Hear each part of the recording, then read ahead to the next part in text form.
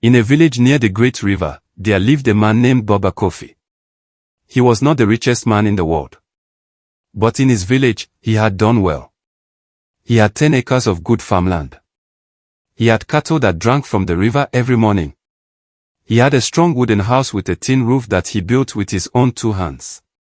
And under his bed, he kept a box of money, savings from 20 years of hard, honest work. But if you asked Baba Kofi what his greatest treasure was, he would not point at the land or the cattle or the money. He would point at his son. Kwame was 16 years old. He had his father's steady eyes and his father's quiet strength. He woke up before sunrise to help on the farm. He never argued. He never complained. When neighbors needed help, Kwame showed up without being asked. The whole village loved that boy. But one person in that house did not show him love.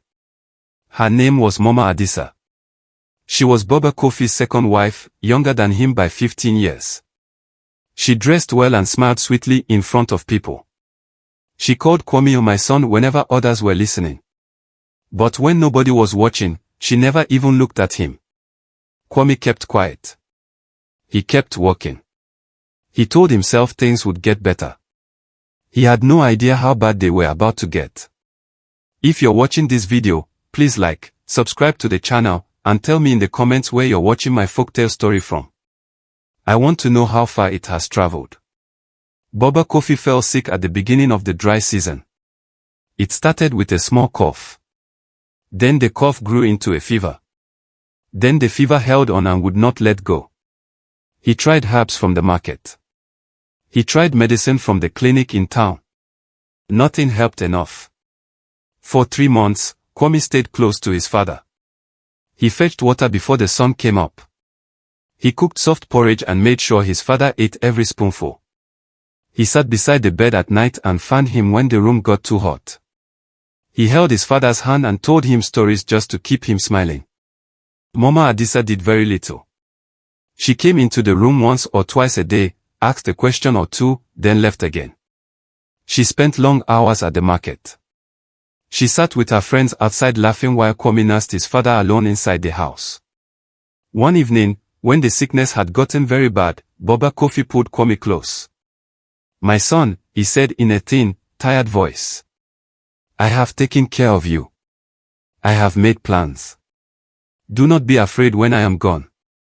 Kwame gripped his hand. "Do not talk like that, Papa." Baba Kofi smiled weakly. "Trust Chief Ose," he whispered. "Whatever happens, trust Chief Ose." Kwame did not understand those words. 3 days later, his father was gone. The whole village came to say goodbye to Baba Kofi. People filled the compound from early morning. Women brought food. Men sat under the trees in long rows. Children moved quietly between the adults, feeling the sadness without fully understanding it. Baba Kofi had been a kind and generous man and everyone remembered it. Kwame sat near the front in a black cloth. His eyes stayed dry. Not because he was not hurting, but because the pain was so deep it had no way to come out. It sat in his chest like a heavy stone that would not move. Mama Adisa cried very loudly. She wiped her face over and over with a white cloth. She held on to the women who came to comfort her. She told everyone how much she had loved Baba Kofi. People nodded. People patted her back. Kwame watched her without saying a word. Something felt wrong to him. But he was only 16. His father had just died. He told himself not to think badly of anyone on a day this painful. After the food was shared and the guests went home, Mama Adisa changed. It happened slowly at first. The way she began giving orders around the house like she had always been the one in charge. The way she walked through every room measuring things with her eyes. The way she stopped saying good morning to Kwame. He noticed every single thing. He just did not yet know what it all meant. 4. 1 week after the burial, Mama Adisa called Kwame into the main room. She was sitting in Baba Kofi's chair. The chair his father always sat in. The chair nobody else in the house ever touched. Kwame saw it right away but said nothing. She had a folded paper in her hand. "Sit down," she said. Kwame sat. She opened the paper slowly, smoothed it flat with her palm, and held it up. Your father left a will, she said. Everything has already been decided. Kwame looked at the paper. There was writing on it and a stamp at the bottom. This house belongs to me, Mama Adisa said. The land belongs to me. The cattle belong to me. The savings belong to me. She folded the paper again, very calm. That is what your father decided before he died. The air in the room felt like it had disappeared. What about me? Kwame asked quietly. She looked at him for just a moment. Your father left you nothing, she said. You are young and strong. You can find work. You will be fine. Kwame sat very still. He thought about his father's eyes. He thought about 20 years of saved money and hard work. And he thought about those 5 words, trust Chief Ose. Can I see the will? He asked. Mama Adisa stood up and walked toward the door. You have seen it, she said. Now go and pack your things. Kwame had one bag. He put in 2 shirts. 1 pair of school trousers. His father's old Bible. And a small photograph of his mother. That was everything. He stood at the compound gate and looked back one last time. The tin roof his father had built. The mango tree planted the year Kwame was born. The cattle pen where they had walked together side by side in the cool morning air. He looked at all of it slowly. Then he turned and walked away down the red dirt road. His grandmother Nana Oma lived on the other side of the village. She was 70 years old. She walked with a wooden stick. Her house had mud walls and a roof that leaked when it rained. She had very little food and almost no money. But when Kwame appeared at her door that evening, one bag, quiet face, broken heart, she did not ask questions. She just opened her arms. She held him for a long time without speaking. Then she said into his ear, your father was a good man. And good men do not disappear. They always leave something behind for the ones they love. You will see, my child. Kwame did not know what she meant. He lay down on the thin mat she gave him and stared up at the dark ceiling of that tiny room. But something small and quiet inside him had already decided one thing. He was not going to give up. 2 weeks after Kwame left, a stranger moved into Baba Kofi's house. His name was Ibo. Nobody in the village knew where he came from. He was tall with a loud laugh and sandals that looked expensive. He arrived one evening carrying 2 bags and a small radio that played music until late into the night. The neighbors noticed right away. Some shook their heads quietly. Some said nothing because Mama Adisa was now the owner of the house and they did not want to cause trouble. But the older women in the compound row pressed their lips together in a way that said everything without a single word being spoken. Ibo sat in Baba Kofi's chair. He ate from Baba Kofi's plates. He walked around the compound like a man who had lived there his whole life. And Mama Adisa smiled at him the way she had never once smiled at Baba Kofi. Kwame heard about it from a small child who came to play near Nana Oma's house. The child said it simply, the way children say things, without understanding the weight of what they were reporting. Kwame went very quiet after hearing it. Nana Oma had heard too. She watched her grandson from across the room. She did not rush to speak. She simply placed a cup of water beside him and let him sit with what he was feeling. Because some things need a quiet moment before they can be spoken about. Kwame found work wherever he could.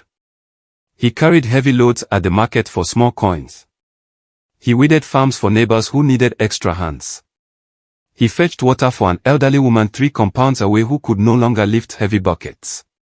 Whatever someone needed done, Kwame showed up without complaining. Every evening he returned to Nana Oma's small house tired and covered in dust.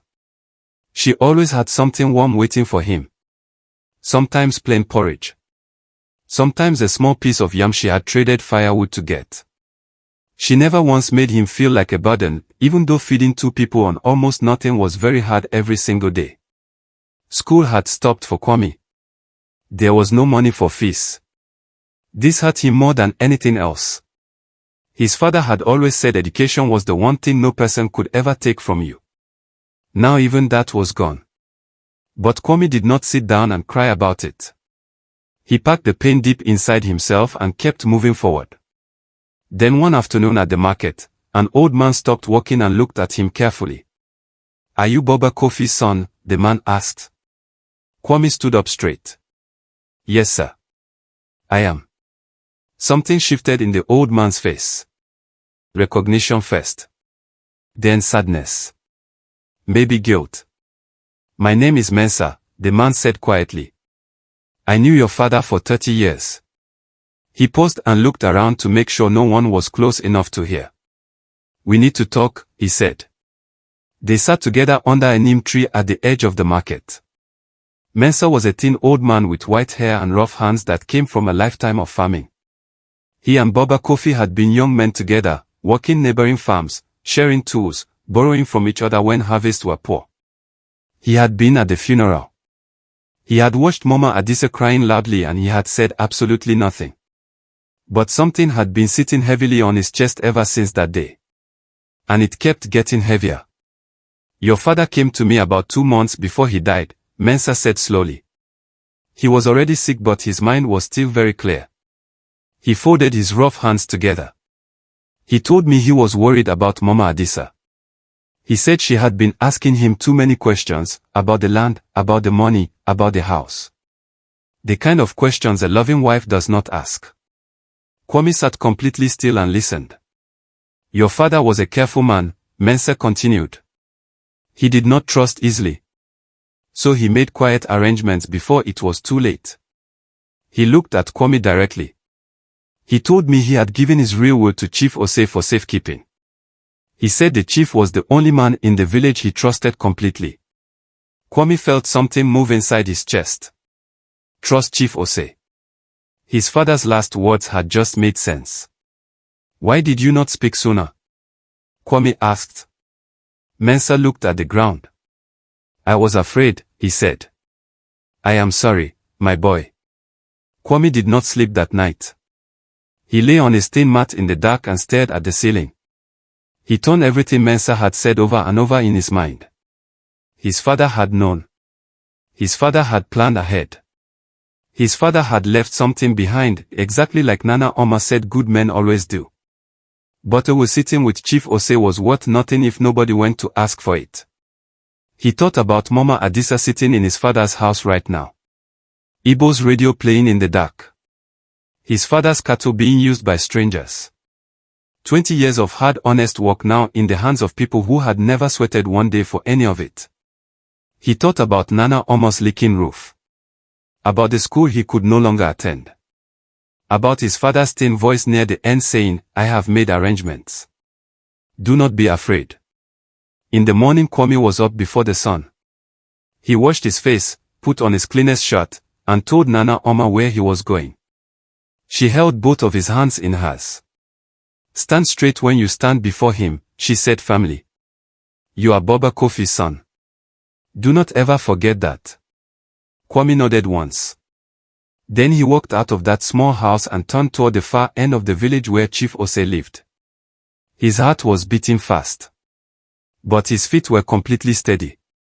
Chief Osei's compound was the largest in the village. It had a wide gate made from dark carved wood. Tall trees grew inside the walls and kept everything underneath them cool and shaded. 2 young men sat near the entrance watching the road. Kwame walked up to them and spoke clearly. "I am Kwame, son of Boba Kofi. I am here to see Chief Osei." One of the young men looked him over slowly from head to foot. Then he stood up and went inside without a word. Kwame waited. He stood straight just like Nana Oma told him to. He kept his hands still at his sides even though his stomach felt like it was doing something he could not control. After a few minutes the young man returned. "The chief will see you," he said. Chief Osei was a big man. Not very tall, but wide and solid. The kind of solid that comes from carrying heavy responsibility for many years. His eyes moved slowly and carefully. He spoke very little but every word he said landed with weight. He looked at Kwame for a long quiet moment. Then he said, "You look like your father." "People say that," Kwame replied softly. Chief Ose nodded. Sit down. He studied the boy for another moment. Now tell me everything that has happened since your father passed away. Leave nothing out. Kwame took one slow steady breath. And then he told it all. Chief Ose listened to every single word without stopping Kwame once. He sat perfectly still the whole time. He did not shake his head. He did not make sounds of surprise. He just listened the way men who have seen a lot of life listen, taking in every word, storing every detail, missing nothing at all. When Kwame finally finished, the compound was quiet. Then Chief Ose stood up slowly and walked to a large wooden chest sitting in the corner of the room. It was old and dark with a heavy iron lock on the front. He reached into the folds of his cloth and pulled out a small key. He opened the chest carefully and reached inside with both hands. He came back holding a folded envelope sealed with candle wax. He turned it over so Kwame could see the front. There, written in his father's own handwriting, were 4 words. For my son Kwame. Kwame's hands began to shake. He reached toward it then stopped himself. He looked up at the chief. Your father brought this to me 3 months before he died, Chief Ose said. He told me to keep it safe until the right time. He said, and I am giving you his exact words, if anything happens to me, my son will come. Wait for him. Kwame pressed his lips together very hard. He knew, Kwame said. It came out as barely a whisper. He knew, the chief said. Your father loved you more than anything in this world. And he made absolutely sure of it. The will was 2 pages long. Chief Ose read every word out loud slowly and clearly, the way a man reads something when he understands the full weight of what he is holding. The land belonged to Kwame. All 10 acres. The cattle belonged to Kwame. The house belonged to Kwame.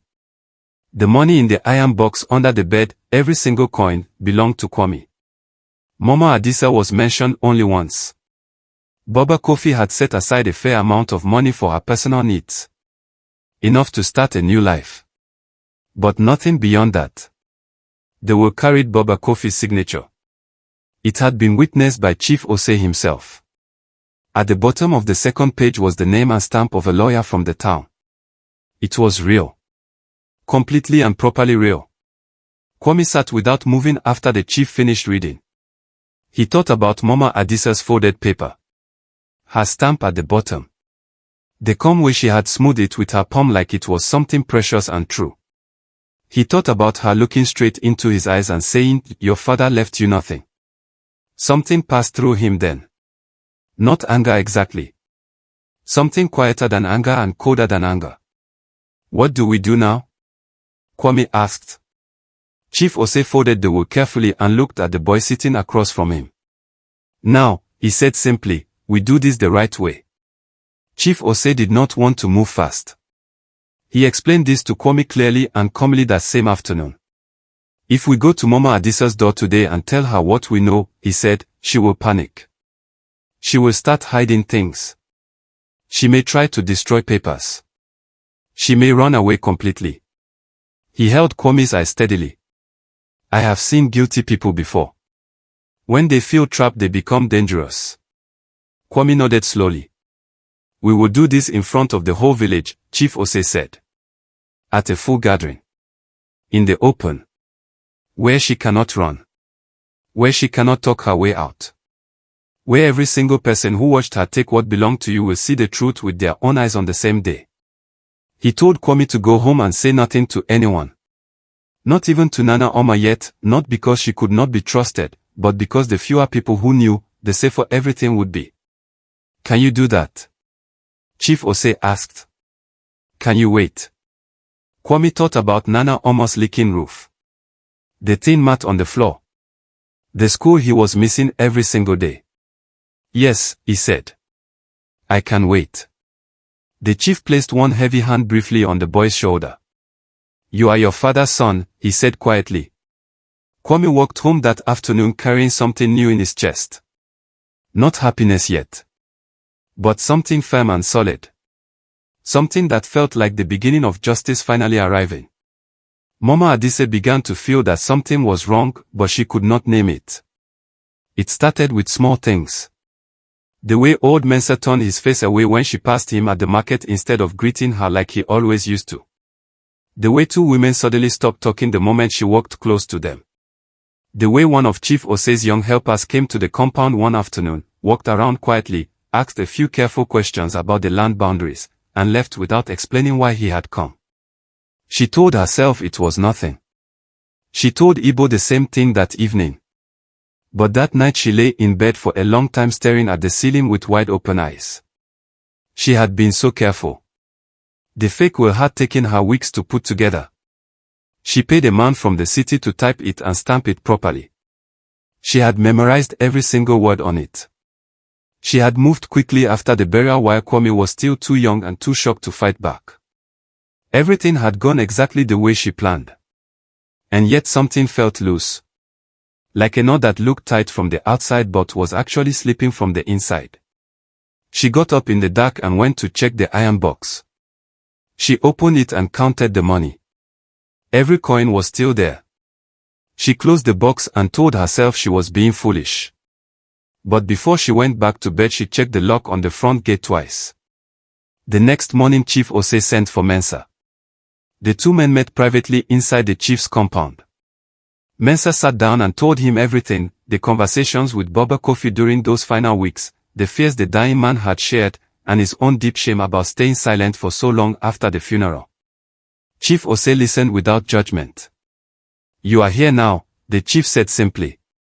"That is the part that matters." He also sent a message to the town lawyer whose name appeared on the real will, a man called Mr. Asante. The lawyer confirmed everything without hesitation. He remembered Baba Kofi clearly. He remembered the exact afternoon the man walked into his office, tired and sick but completely focused, asking to have his will witnessed properly and recorded legally. "He told me his son's name 3 times, Mr. Asante told the chief's messenger. Like he wanted to make absolutely certain I would never forget it." Chief Osei now had everything he needed. The real will. Mensah as a witness. A lawyer who could confirm the document was genuine. And a village full of people who deserved to know the truth about what had been done to Baba Kofi's family. He set a date for a village gathering. 7 days away. He passed the announcement through the village the normal way, word moving from compound to compound the way all important meetings were always called. He did not mention Mama Adisa's name anywhere in the announcement. He did not need to yet. The announcement reached every corner of the village by evening. Chief Osei was calling a full village gathering. Saturday morning. Under the big mvio tree at the center of the village where all important matters had always been decided. People started talking about it immediately. Some said it was about the new water well being planned near the school. Some said it was about the long boundary dispute between two farming families that had been dragging on for months. Nobody knew the real reason and Chief Osei's people said nothing when asked. The announcement reached Mama Adise too. She heard it from a neighbor and stood completely still for a moment. Then she asked casually, "Did they say what it is about?" The neighbor shrugged. The chief did not say. "Just that everyone must come." Mama Adisa smiled lightly. "Of course," she said. "We will be there." But the moment that neighbor turned and left, her smile was gone. She went inside and found Ibo sitting with his radio. She told him about the gathering. He shrugged and turned the volume down. "It is probably about the water well," he said. Mama Adisa said nothing back. She was thinking about the helper who had come to measure the land last week. She was thinking about old Mensah and his eyes that no longer met hers. She was thinking about Kwame. She had not seen the boy in weeks. She had assumed he was gone. Broken and finished. But something was telling her quietly and coldly that she had assumed very wrong. Kwame spent those 7 days working and waiting. He carried loads. He weeded farms. He came back to Nana Omo's small house every evening and ate whatever she had prepared and said nothing about what he knew. It was the hardest waiting he had ever done in his entire life.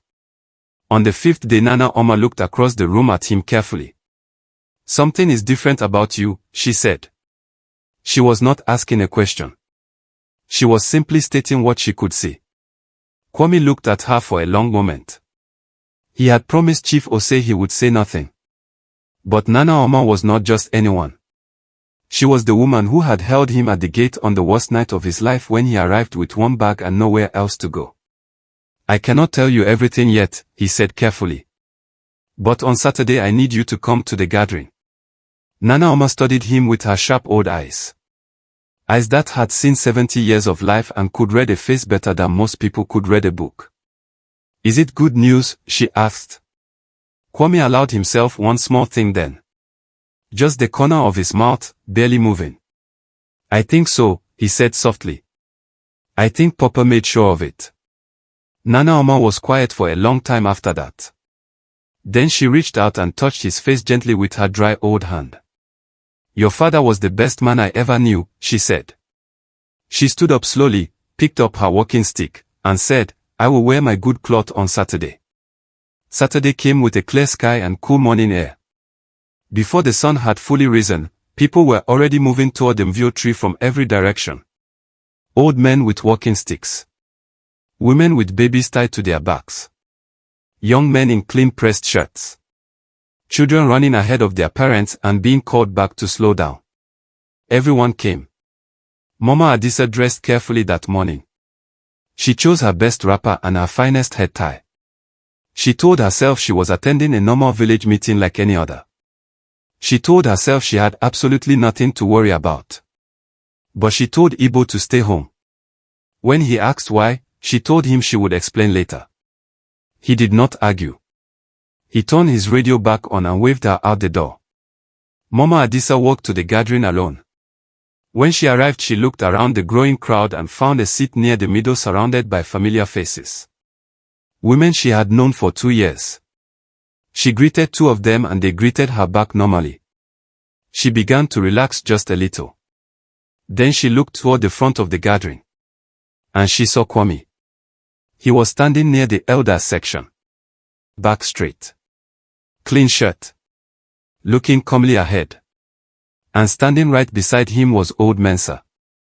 Mama Adisa's stomach dropped all the way to the ground. She pressed both hands together tightly in her lap and kept her face completely still.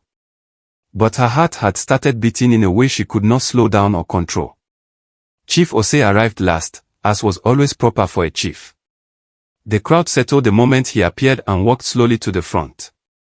He greeted the elders. He greeted the village. He thanked everyone for making time to come.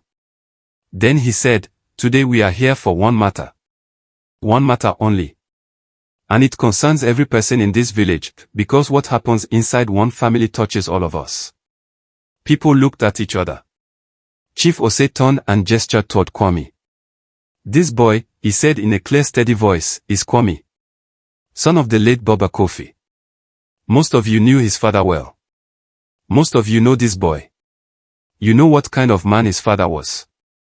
You know how he walked this land for 20 years without rest. You know what he built with his own hands. Slow nods moved through the crowd. After Baba Kofi died, Chief Osei continued, this boy was removed from his own father's house. He was told his father had left him nothing. He was sent away with one small bag while strangers moved into the home Baba Kofi built. The crowd had gone completely still. I am standing here today to tell you, that is not what happened. Chief Osei reached into the folds of his cloth and brought out the sealed envelope. He held it up high so every single person in that crowd could see it clearly. Baba Kofi gave me his real will 3 months before he died. I have kept it safe. And today every person here will hear exactly what it says. The crowd broke into murmurs. People turned to their neighbors. Voices crossed over each other. Someone near the back said something that others around them leaned in to hear. Children who had been playing at the edges crept forward slowly, sensing that something very serious was unfolding under that tree. Chief Osei raised one hand. Silence came quickly the way it always did when he asked for it. He opened the envelope carefully. He unfolded the 2 pages inside. And then in a slow, clear, steady voice he read every single word of Baba Kofi's real will out loud to the whole village. The land, to Kwame. The cattle, to Kwame. The house, to Kwame. The savings, to Kwame. A fair amount of money set aside for Mama Adisa for her personal needs. Nothing more. Every word fell into the crowd like a stone dropped into still water. Ripples of reaction spread outward through the people. Women covered their mouths with their hands. An old man near the front shook his head very slowly. Someone behind the middle of the crowd said one single word clearly, "Oh." Chief Ose folded the will and looked up at the gathering. This document was signed by Baba Kofi himself. Witnessed by me personally. And confirmed by Mr. Asante, a licensed lawyer from the town, whose written letter of confirmation I also hold in my hand. He looked out slowly across the crowd. His eyes found the place in the middle where Mama Adisa was sitting.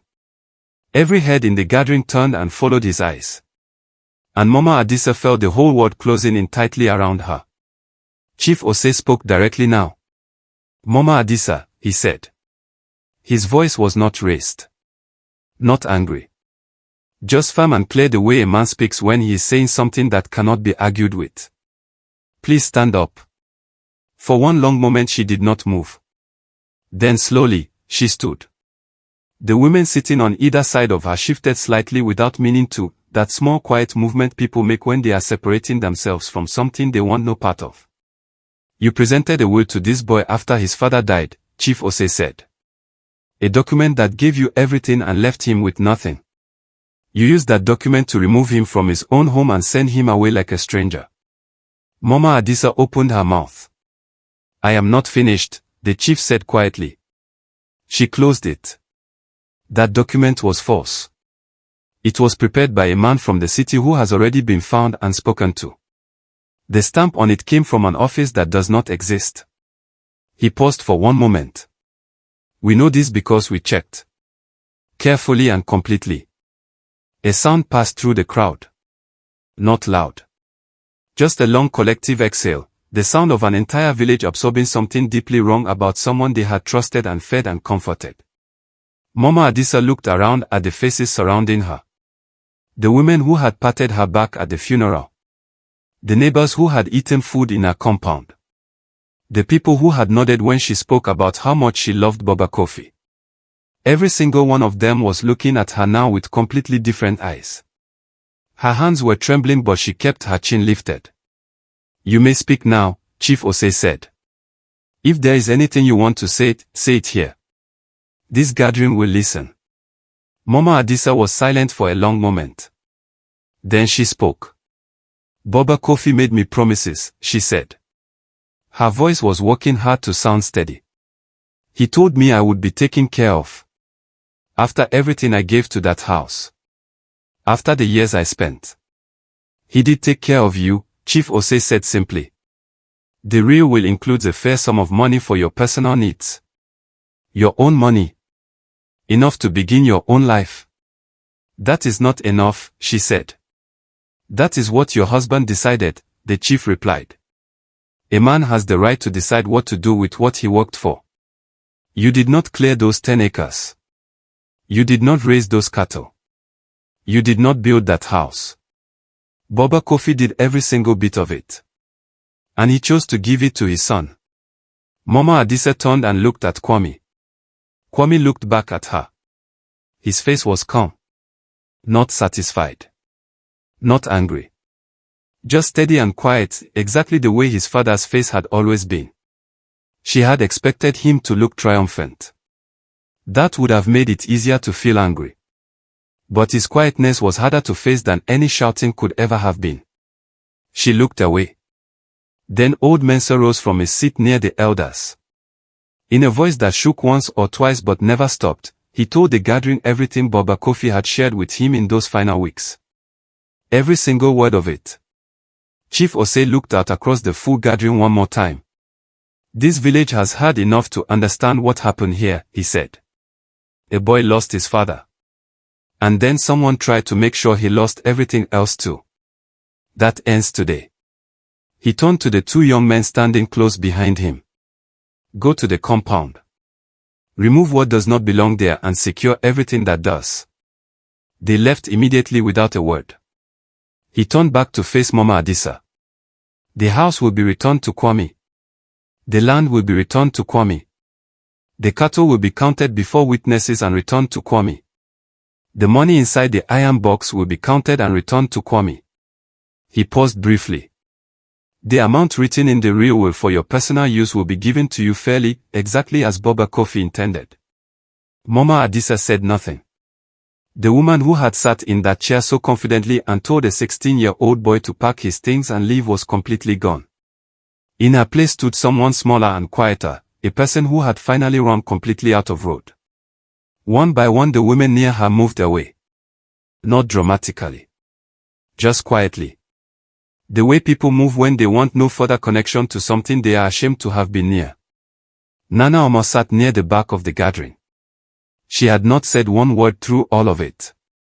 She sat with both hands resting on top of her walking stick and listened to every single thing. When Chief Ose finished, she closed her eyes. Her lips moved in something that looked very much like a prayer of thanks. The compound was returned to Kwame before that same day was over. Chief Ose's men went through everything carefully and properly in front of witnesses. The iron box was opened and every coin was counted. The cattle were walked out and accounted for one by one. Every room of the house was checked thoroughly. Ibo was already gone by the time they arrived. A neighbor said he had packed his bags very quickly that same morning, right after Mama Adisa left for the gathering without him. His radio was gone. The chair where he used to sit was empty. Nobody went looking for him. Mama Adisa collected the money set aside for her, put it away quietly, and left the village that same evening. She said goodbye to no one. She carried one bag down the long red dirt road, the very same road Kwame had walked down alone with his one bag just weeks before. Kwame stood at the compound gate and watched her go. He did not call after her. He did not shout anything. He simply stood still and watched until she turned the far corner of the road and was gone. Mensa came and stood quietly beside him. "How do you feel?" the old man asked gently. Kwame thought about it honestly for a moment. "Tired," he said. "And grateful." Mensa nodded slowly. "Your father would be proud of you," he said. "Not just because of today. Because of how you carried yourself through every single day of it." Kwame looked at the house his father had built with his own hands. The mango tree. The tin roof. The cattle pen. All of it still standing. All of it waiting for him. Kwame moved back into his father's house that same evening. The first thing he did was open every window in every room.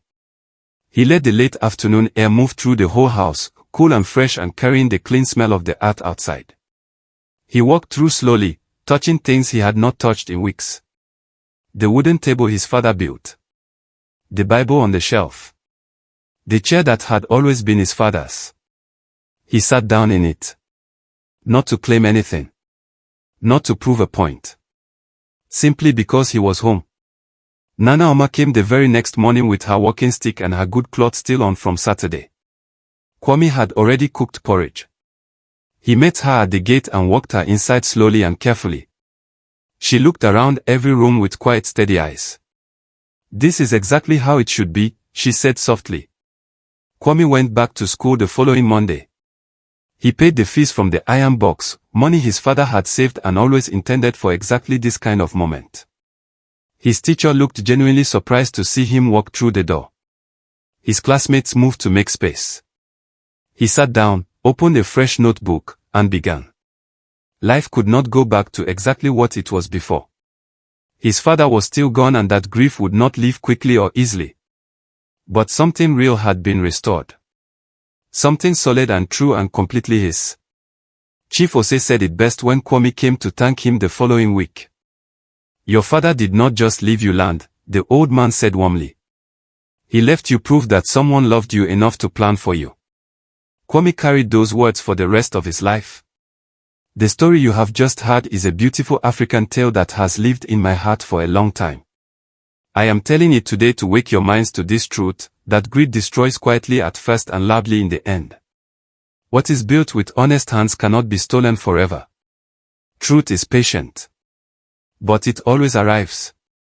If you were Kwame, standing at that gate with one bag and nowhere to go, what would you have done?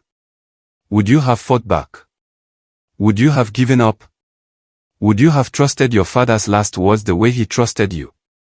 I want to know your answer. Because every story is like a candle that can light the path for someone else who is walking in the dark. Drop your thoughts in the comments below. I read every single one. God bless you, and may truth always find you before betrayal does. Meanwhile, on the final screen I am leaving you with one of this channel's most beloved folktales. I am sure it will stay with you long after it ends. Thank you for staying with me until this very moment.